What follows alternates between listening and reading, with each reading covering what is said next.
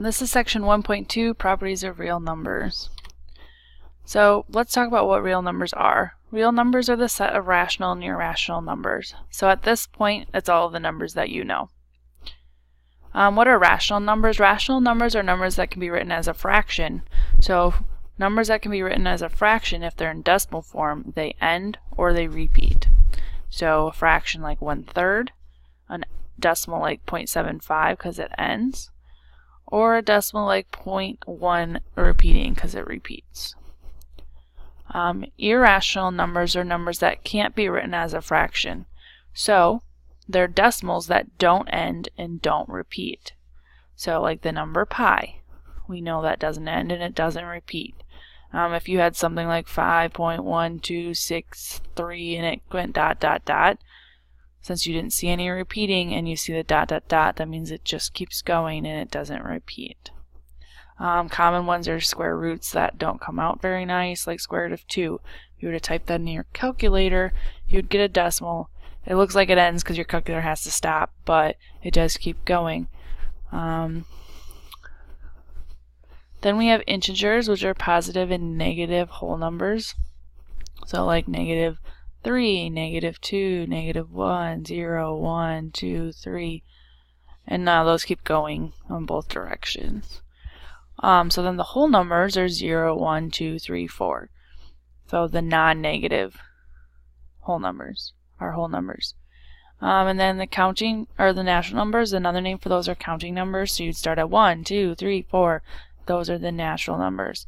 So if you were to break this down, we have real numbers, which is commonly used R for that. Okay, those are broken down into rational Q and irrational I.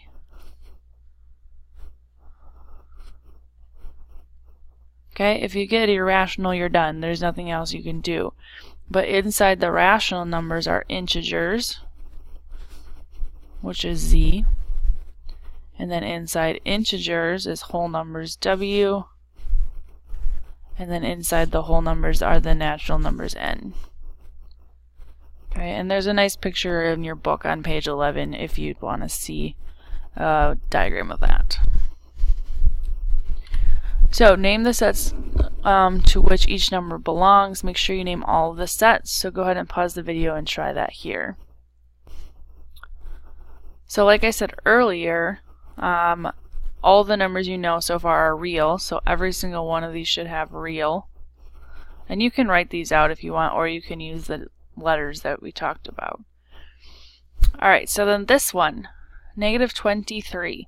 It does not have any decimals, but it could be written as a fraction if we put it over 1, so that would make it rational. Since there is no decimals, it would be an integer. Oops, that's Z.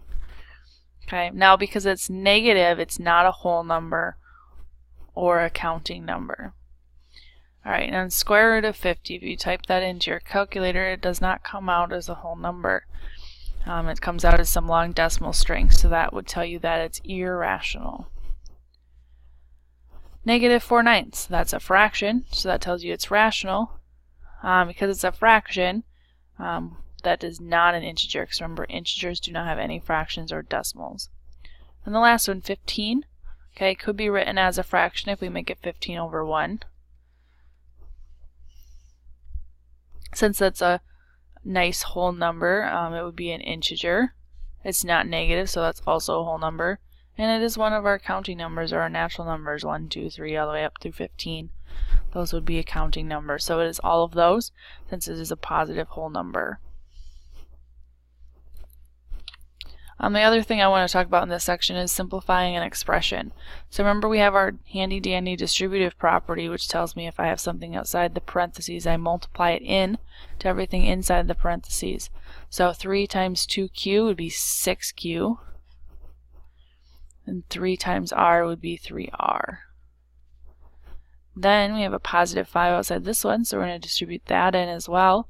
5 times 4q is 20q, so that's positive, so I'm going to write plus. And then 5 times -7r is -35r. And then we need to combine like terms. So we can combine our q's together. We have 6q and 20q, which is 26q. Then we have a 3r and a negative 35r. So that would be a negative 32r.